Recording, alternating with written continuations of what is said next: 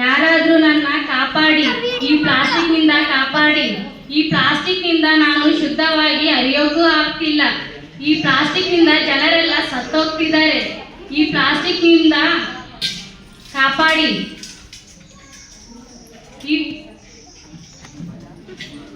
ಈ ಪ್ಲಾಸ್ಟಿಕ್ ನಿಂದ ಕಾಪಾಡೋರು ಯಾರು ಇಲ್ವಾ?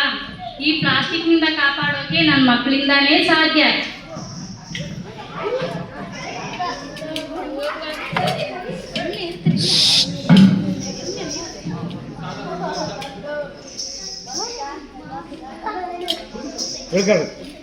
ಸರ್